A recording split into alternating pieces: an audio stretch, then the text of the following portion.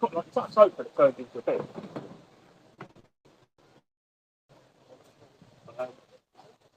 Yeah.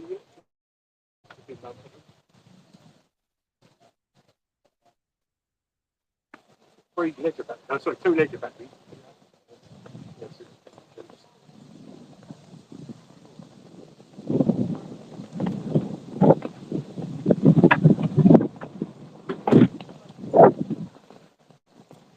I think we're going. Right then. Are we ready, clocks?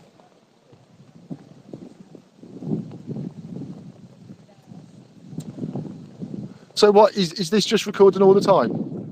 Streaming live on Just streaming? the social medias it's going out on. Right now? Yeah. Well, you got to say that.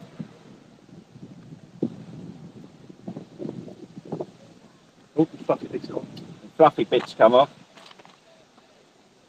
Right. So, get re-in shot, are we? Right.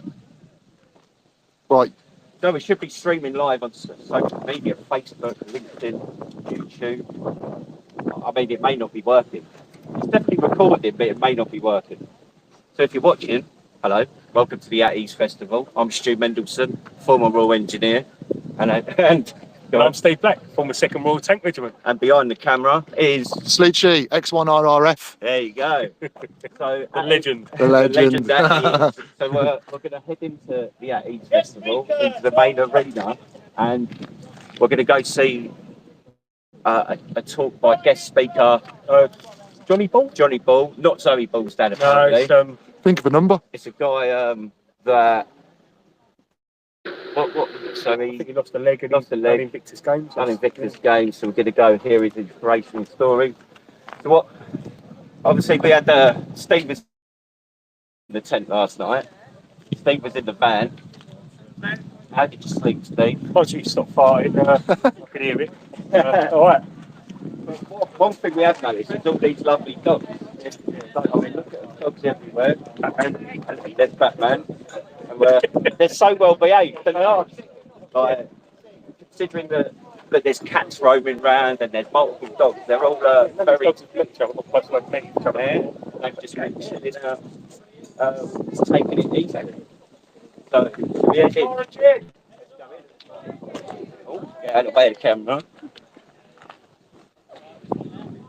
Right, go on, let's let's go. Make sure you can see this. Make sure Through you the can see tent. Go 9x9. These new 9x9s. So, MTV Cribs, innit? MTV, so we're live on YouTube and that. So if you want to say, what have we got? Let's keep the dumbery to minimum today. And how's that working out for you? Not too good. There's a lot of the dumb around. Excellent. And this is where you sign into the event. You get your wristband, you can get a mug, you can hook it, not hook it up, you get a duck. There's a duck race tomorrow. 10 tomorrow. Half 10. Got the winner. I think we're in everyone's way. It's a cute day. So, It's speakers at 12. So, oh yeah. Smile. Come, look. So this is the At Ease Festival. Have a look around. We've got there's the Muster Point studio for today on tour. What have we got here? We've got 40 Deployment Charity. They're the designated sponsors for the At Ease Festival this year. Who else have we got, Steve? we've got Take Yourself, we've got militarystore.com.uk. They do a lot of military themed clothing, merchandise. Officially licensed by the MOD, same as this bloke here. Exit Air Corps. Does 3D printed weapons. I don't know if you could call them weapons, but You'll never guess what the best-selling 3D printed rifle is. It's SLR. SLR. so we say it's the most powerful weapon ever made. Hey, Brothers and Faces back in front of the stage again after last night. There's a few missing. I don't know where they are. Probably Okay, welcome to day 2 of the At Ease Festival. The foraging's already started. We've already had one walkout already. The second one's about to start. We also have one at 2 o'clock for those that haven't been. Fantastic opportunity to get out there, free food, in the woods, see what we can eat for your clothes. It's a great guy. Well, I want to just make a quick announcement. Someone that's here, one of their children bought some mushrooms. That sounds a bit mental, but bought some mushrooms from the We up for mushroom some of them? store. Cooking them up, and they left them, and they've gone missing. This was last night. So if anyone knows anyone's picked up a little plastic bag full of mushrooms, if you could, if you see them, please take them to bargain to one of the members of staff, and you'll make sure they return to them. We've got a couple of girls. 1 o'clock, after the guest speaker, we've got a military quiz in here, so please hang around for that. It's We're going around, not just a quiz. acknowledge that. You couldn't win.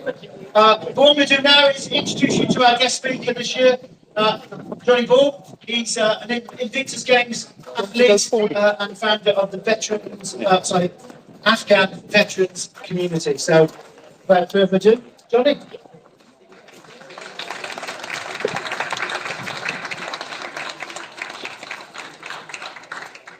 I did wonder while I was being patted down before coming on stage whether I was searching for mushrooms. Make room for the mushroom. The pain was instantaneous. I was bleeding out and I needed help fast. I remember hitting the ground, the thud, the pain, the noise was visceral. The sweat was building up around me on that warm spring morning. It was filling up my helmet. I could literally smell fear as it built up. My leg and my arm were in the most excruciating pain imaginable. And as I was trying to attempt to get my breath back, I was also trying to assess what had happened. I was bleeding out, and what I was to later find out was the result of a knee glove injury. I had lost my entire ankle, and the bottom of my foot had fallen off. I had severed an artery. I was losing blood. I was alone. I was stuck. I was frightened. And being alone was to later be part of my own struggles with recovery from mental health. And I was scared. I've never been so scared in all my life. And this fear would return over several years as I battled with my own mental health. Now, where was I? West Belfast? Helmond? Places, names that all mean so much to people that I look at right now? No. I was 5 minutes from home, entangled in the mess of my beloved Harley Davidson.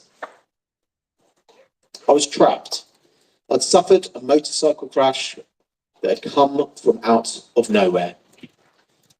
My life changed in that moment. And I knew pretty early on that I would have to take responsibility for what was about to happen next. But I'd always wanted to be a soldier. And at 17, I was so proud to join my county regiment, the Princess of Wales's Royal Regiment. Any tigers here? Church Ball, give us a roll. Following in the footsteps of both my paternal and maternal grandfathers, my father's father had actually fought at the Second Battle of Ypres. He was that old when he had my dad, bit of an Irish rogue. And it was a journey that took me to West Belfast on my first operational tour.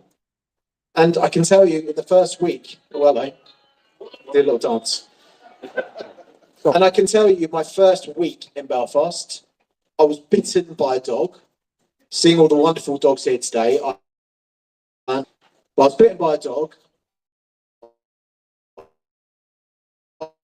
I appeared on the Northern Ireland rep at the age of 18, so I was a casualty according to that. on the Andersonstown Road. If you remember those chess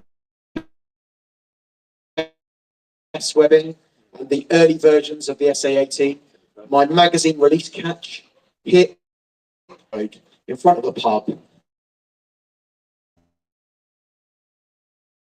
pavement, much to the amusement of my corporal, as you can imagine. And also in that first few moments, I've been called some pretty fruity things by some children. And at the age of 18, that was quite something to deal with. But my military career almost came to an end before it started, as I had aspirations to go for a commission, and unfortunately, the commissions board. So I thought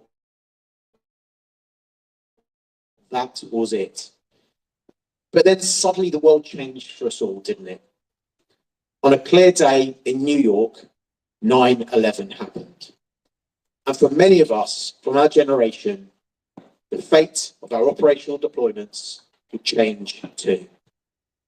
So I felt compelled and felt a responsibility for our generation, as friends of mine were being killed, friends I went to school with, friends were being injured. I felt compelled to serve again.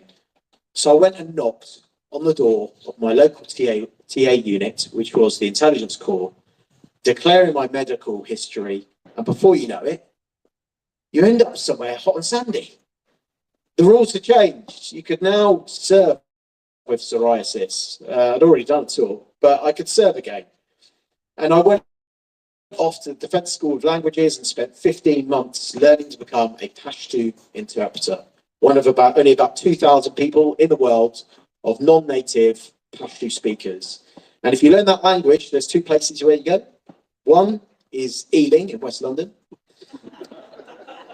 and the other one is Helmand Province. So I felt a strong sense that our generation had a responsibility, like previous generations that served before us. And in the post 9/11 era, 457 of our comrades paid the ultimate sacrifice for that collective responsibility. We'd lost friends. We'd started to see people's lives change through life-changing injuries too. But with that came advances in medical technology.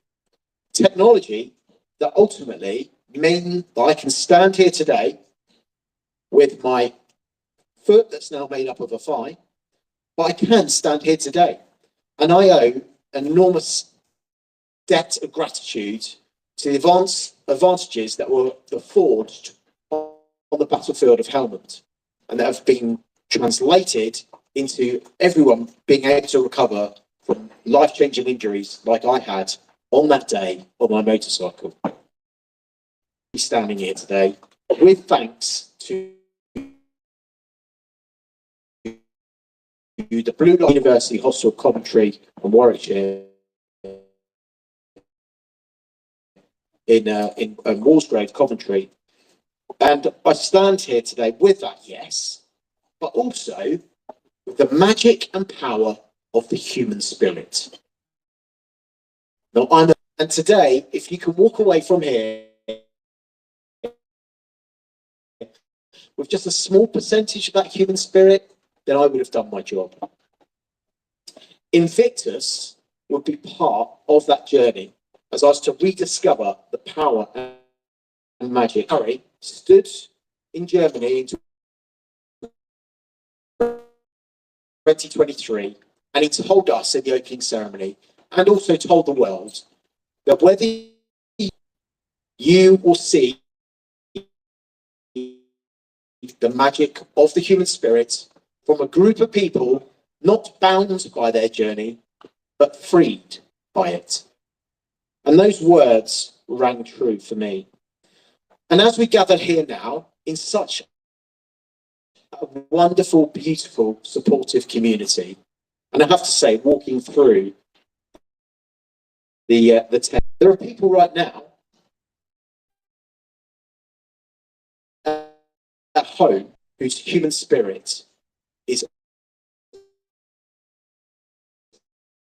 or someone right now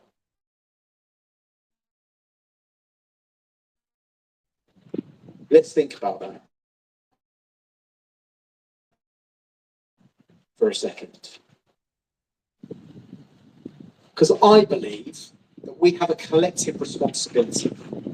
A responsibility to help ourselves too.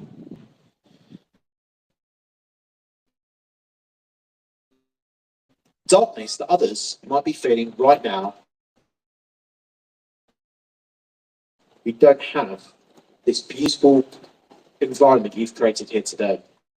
And it has been made so much here by the family and the armed forces too. Plus, we have to give credit to ourselves and our own personal responsibility to really grasp our recovery. Because I believe that the armed forces community in this country is distinctly advantaged from the rest of UK society. We have access to amazing things like Invictus, if things go wrong, and also Op Courage, which is a mental health support that I've accessed, delivered in partnership with the NHS, the third sector and government, that not only changes lives, but saves lives too. Our civilian friends don't have access to such wonderful things. But something we can all do, veteran, spouse, cadet, serving, civilian alike, is take personal responsibility for ourselves and our recovery if things go wrong. And that is by accessing the help from our loved ones, from our community, and from whatever we can get access to. Because the result is this. As Harry said, you end up not bound by your journey, but instead set free. And that is exactly how I feel. So I am completely honoured to be able to wear this t-shirt with the Invictus logo, part of your community here too. I'm sure if I got around the room and spoke to people, they'll be, do you know? I've already had that today, just now with Tim, who mentioned a mutual contact of ours. But responsibility, a sense of responsibility to each other and a sense of responsibility to the community we belong. And this year J80, we get a sense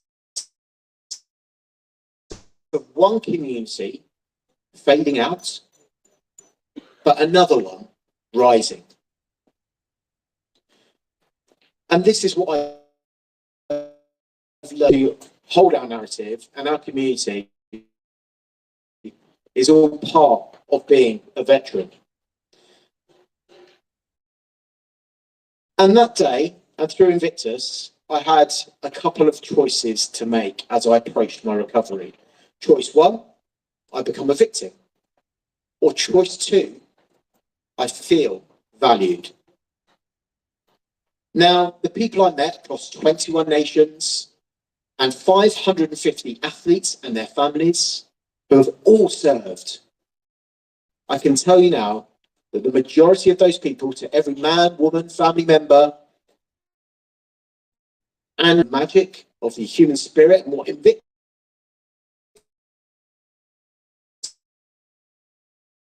has brought to us. And during my recovery, I had three other choices to make. To my recovery was to forgive. Now, as far as I know, the woman that hit was trying to kill me. Or she wasn't trying to remove my leg from my body. Indeed, she probably had a pretty rough day herself that day, and maybe even experiencing the effects of that trauma from hitting another human being. And I knew that I needed all the energy within me to use on my recovery, and it would be wasted on vengefulness or hatefulness or negativity towards that lady who really didn't try to kill me that day. Secondary, the second choice I made was to accept help. I knew that by accepting help, I would take responsibility for my recovery and that my own outcome would be far greater than what was presented to me that day. And indeed, I've been inspired by the stories of others, people like Mark Ormerod, who I'm now privileged to have met a few times. The book Battle Scars by Jason Fox, what I'd read on a commute, would be so seminal in my own relationship with my recovery from a mental health injury. So I knew if they could accept help, I could too. And the third one was to choose life-changing injuries. And I've had 7 surgeries to save my leg. You are told there are so many things you can't do. Yeah, you can't walk your dog. You can't go running anymore. You can't snowboard. You can't play rugby. Well, all of those things I've been able to do. And in fact, I ran 7.5 miles in one go last week. Probably I'd run that far before I actually had my injury, if I'm honest. And I'm back walking my dog on a daily basis. And indeed, through the power of recovery sports, I'm now a member of the Armed Forces Para Snowsport team. And the other choice with that, of choosing a different outcome, is that you could have chosen that victim route and being part of this mad, bad or sad narrative. And it's not something I was willing to do. And I wanted to choose my own. And it all comes back to, I could change the fact that I'd had the injury and the to that going forward. And for me, that destination was the Games, the Invictus Games. And that was all part of that acceptance of help and what's available to us as veterans. And the events I did were, I'm sure you've all had the joy, some of you that have been in the gym, enjoy that. I'm now absolutely besotted with that sport. And I was captain of the indoor range powerlifting. And the other event I did was the thought of going back on 2 wheels, albeit self-propelled, completely scared the living shit out of me. And now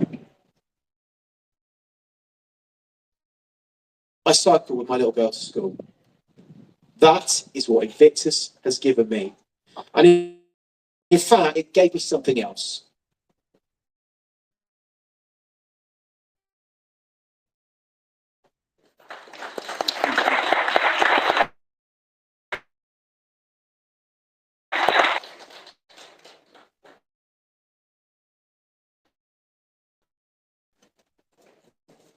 I'm sure many of you have got medals. And that great man, Winston Churchill, said of medals that medals glitter. And he said this in Parliament, I believe. Medals glitter, but they also cast a shadow. And what did he mean by this? Now, I believe that you have a responsibility to uphold the value. Otherwise, indeed, it can cast a shadow. Now, this can mean also service. Service, because service is shiny.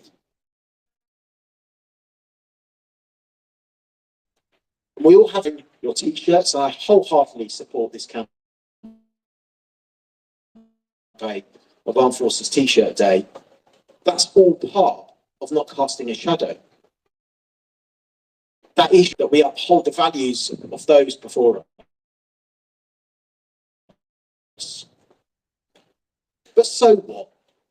So what about all this journey to Invictus and this recovery and personal responsibility? Well, for me, it means I live my life as a thank you. Continue to participate in recovery sport. I'm a member of the Armed Forces Para Snowsport team, and have competed in snowboarding events against able-bodied or came away as the adaptive and disabled snowboarder trophy indoor championships, and I've also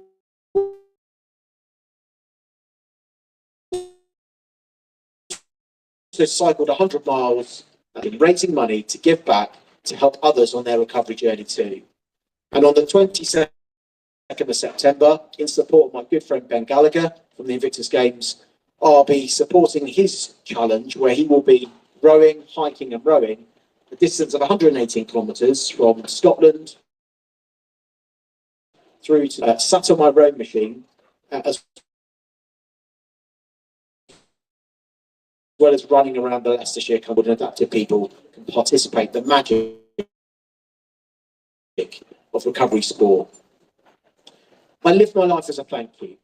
Thank you to the Armed Forces community and thank you to the NHS. And I work within the defence charity sector and have worked for the Officers Association, which always amuses me because I wasn't an officer, but telling officers what to do is what we do well, senior NCOs, isn't it? The Forces Employment Charity, and I'm very proud to see that the Forces Employment Charity is supported through this event, and if you haven't seen them, do go and speak to them. And also my current role at Mission Motorsport, where we deliver the Veterans Industry Engagement Programme on behalf of the Office for Veterans Affairs. And inspired by my generation and that calling from the post 9/11 era, I'm the founder of the Afghanistan Veterans Community, a co-founder of that with a serving officer, where we represent 150,000 veterans in this country. Is the largest working age population of veterans since the Second World War, and the most diverse group of veterans that you could wish to meet. Our youngest veterans are 22 years of age from Operation Pitting and the withdrawal from Kabul. And we have 2 Chelsea pensioners too, and we're very proud of those. And that is the way in which I can give back to my community. Now, this community is 150,000 strong, and we surveyed them in our approach, and we're going to launch this officially next week. 92% of veterans from this era, so we surveyed 1,600 people, told us that they feared that they're going to be forgotten. Now, this year, we've just commemorated VJ80, the forgotten our Afghan veterans. No chance. And our response is setting up the Afghan veterans community to ensure that we learn the lessons of the past and don't forget the lessons of today. So I began today by entangled, in pain, but I no longer feel entangled, frightened, and of alone, because I have you. We have the Armed Forces community. We have each other. And that, as Prince Harry said that day in that opening, instead have been set free. And this is the power and the magic of the human spirit and the personal responsibility we can apply to ourselves, all of us, as members of the Armed Forces community, as we go forward. And I'm reminded by the words of that famous poem, Invictus, which reads, I am the master of my fate. I am the captain of my soul. Thank you very much.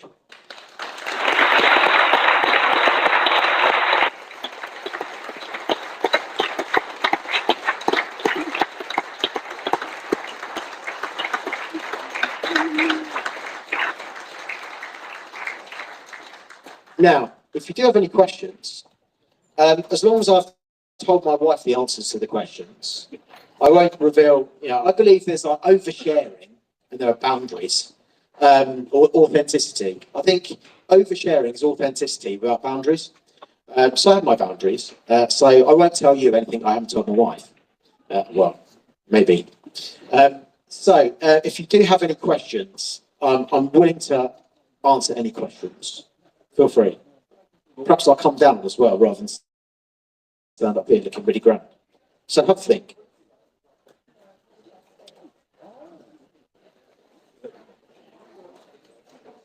There we go. Anyone got any questions? Yes.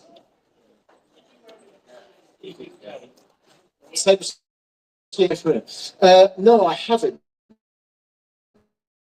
So I used to ski and snowboard through the military. I learned skiing, and in my between service years, before I rejoined, my wilderness years, as my friend called them, I spent a lot of time in the French Alps.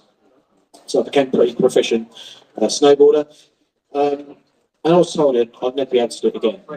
The nature of my foot injury makes ski boots quite difficult. And I remember a friend of mine, Swifty, who's double amputee, walking me here, in Northern Ireland, inspirational guy, snowboarder. I'd seen the Armed Forces Para Snow Sport team and what it had done for him in his journey. And all of a sudden, from knowing that, I became someone that needed help and a beneficiary myself. So I accessed the Armed Forces Para Snow Sport team.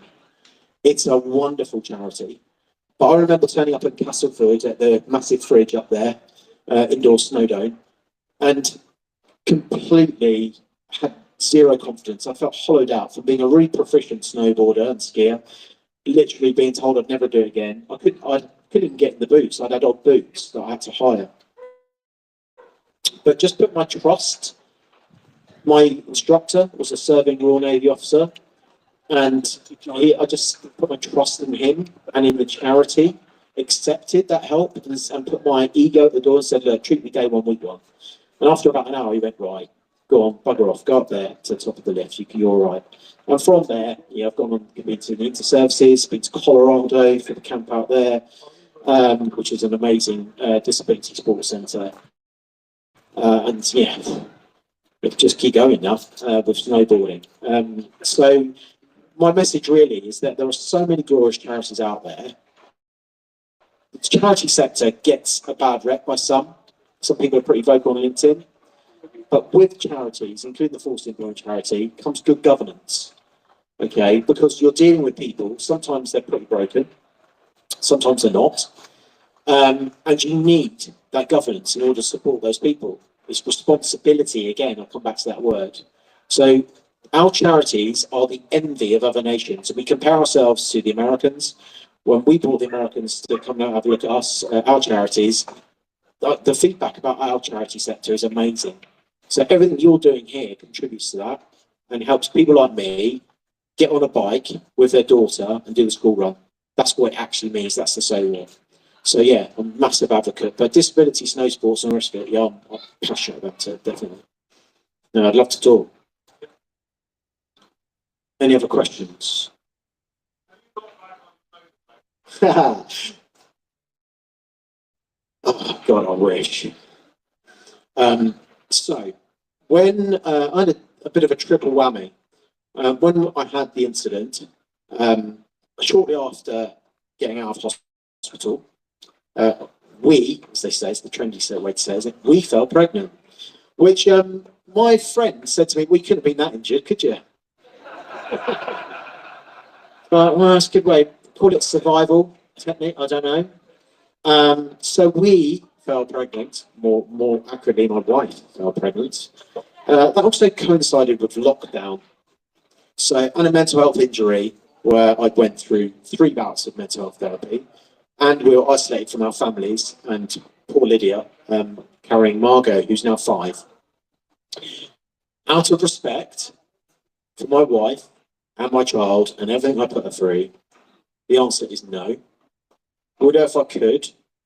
Yes, but that would involve not being married. I quite like being married actually, because I don't have to look after myself as much. That said, massive advocate of the armed forces community, particularly in motorcycling. Ride to the Wall. Who's been to that? Anyone? Bloody brilliant, isn't it? Martin Dickinson is an old pal of mine. That movement, community, again, just brings people together. It's phenomenal. So I would if I could, but I shouldn't and I shan't. Maybe, yeah, maybe. Oh, thank you. That's come from a lady as well. Can I record that, please? Send to my wife. Is there any other questions about motorcycles or?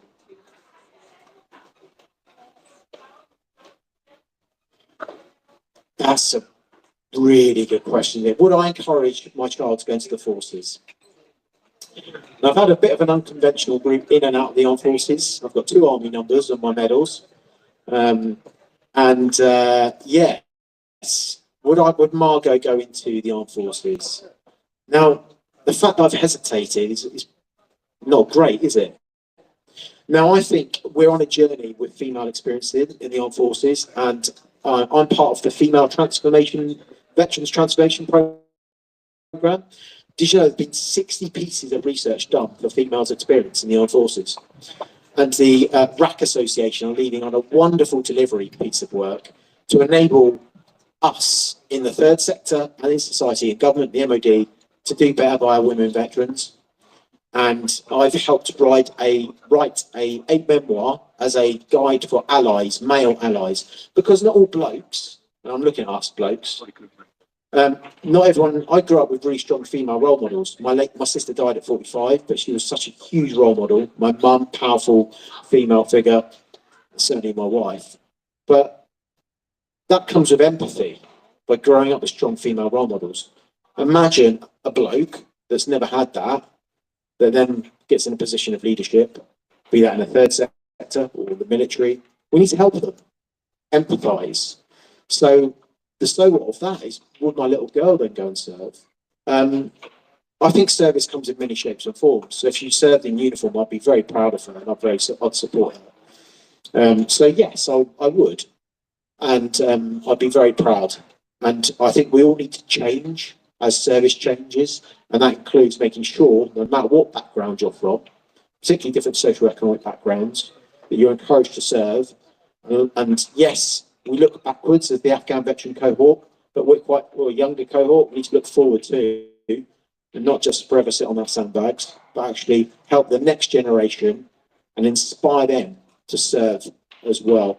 Because World War II, World War I generation, young people were probably told that they were, no good. Our generation were called the PlayStation generation. And look what they did during the war fighting of Iraq and Afghanistan. And now we're saying all young people are useless, which I don't. I believe in you. I believe in young people. I think you're mega. You are the future. We need to get behind you, and you can serve too. Any other questions? One last pitch, and that is for Invictus 2027. I'm one of the ambassadors for Invictus 2027. In fact, every time I mention Invictus to my mates, they're like, "Did you do Invictus Games, mate? You don't talk about it much." It's coming home. It's coming home. It is. So it's coming to Birmingham 2027. Now, this is a real opportunity for all of us to be part of the Invictus Games. One of the criticisms, I guess, which is fair enough, is that it often feels a bit distant because it's geographically distant. The impact is on the individual, the family, their employer, and their kind of ecosystem around them. This is a real opportunity for this impact, this magic that Prince Harry speaks of, to have an impact here in the UK on the local economy. Crikey, we need it, don't we?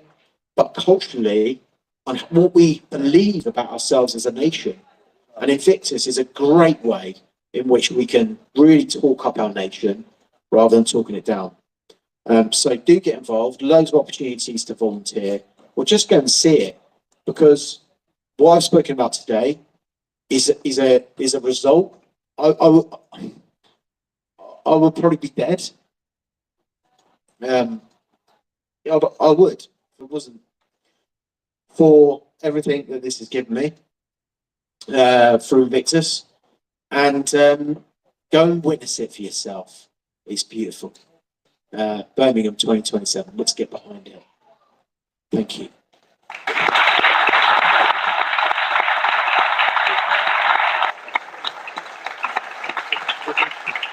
How about that, everybody? Keep that applause going, Johnny Ball. Thank you very much indeed. He's hanging around. Go and chat to him. Feel free. So we do have a bit Complimentary quiz going on at 1 o'clock. If you do want to be involved, it will be in here. So hang around. We're going to give a few more instructions about that shortly. But yeah, thank you very much. And again, Johnny, thanks so much.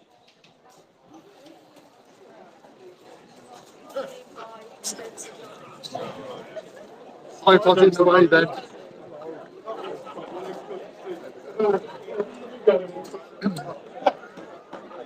Go, mate. I hope I was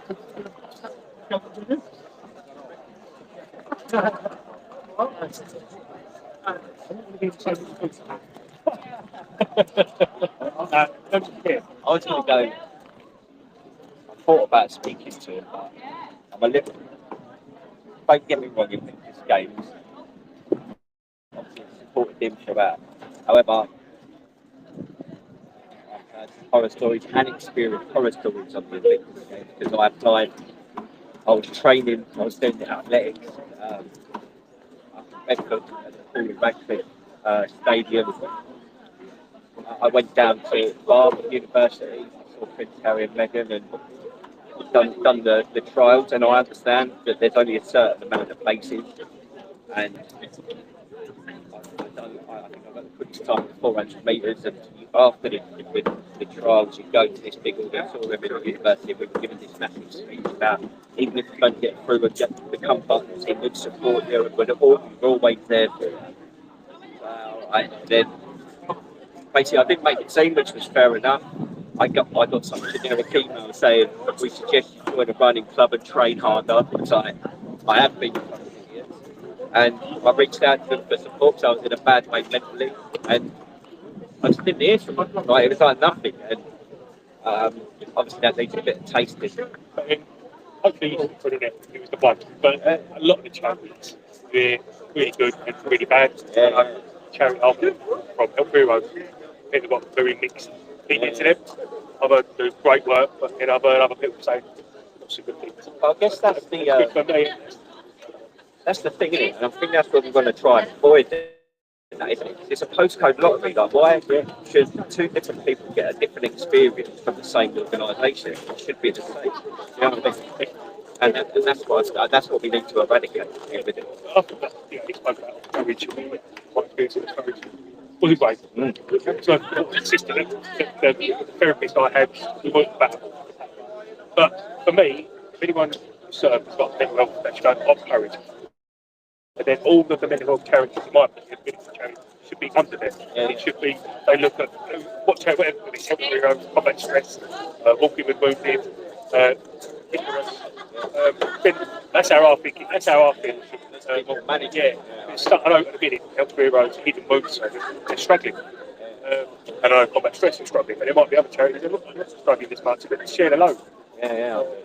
But I mean, quite an achievement. I mean, because, and to be fair, I stood there and I was thinking, I said, I'm injured in Afghanistan, and he came off his motorbike. It just shows that, I think we've said it before, like with the muckers, remember, like, yeah, soldiers die at war, but a lot of us go on to live and then have accidents. When you get like in Afghanistan, everyone's a morphine. Yeah. You lose your leg on the side of a road. And that word, That's the point, that is. that word, de-glove as well. Oh, yeah. I know in my industry, engineering, people lose fingers and they, when they're catching it, de-glove. Oh, it's horrible. Agreed. Fair play to you. I mean, have you heard of that Afghan vets organisation? I think I've seen it. Have you heard of that?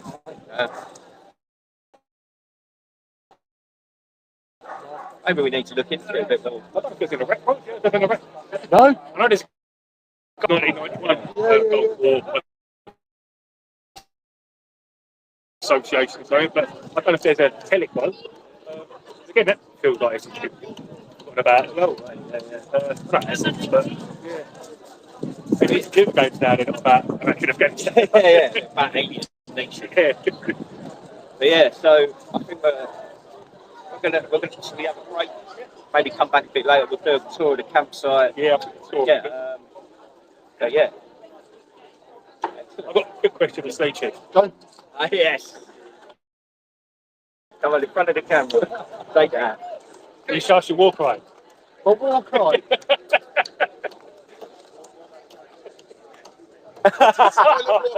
Oh, silent. Oh, 1,000 yards. Brilliant. One thing I did think was good about what he said there, really good fact, was like us lot, I'll probably bore you lot, the PlayStation kids, meant to be a load of shit. Done the business, big time. So it's quite nice to hear that kids now will get that money. But I'll do the business. Yeah, you know, because I'll give them a bad bit. Doing really good. Because the generation before me give us. But you know what, the PlayStation generation, the Challenger 2 Gunners control is based on a PlayStation. It's not a big PlayStation controller. Yeah. I thought that was a nice thing to hear. Yeah. Because you can get despondent, can't you? Yeah. All the time. There we go. Please. We're turning these off. Yeah. What's it? Pressing hold it. That it's on the other side. You have to take it out. I don't want to.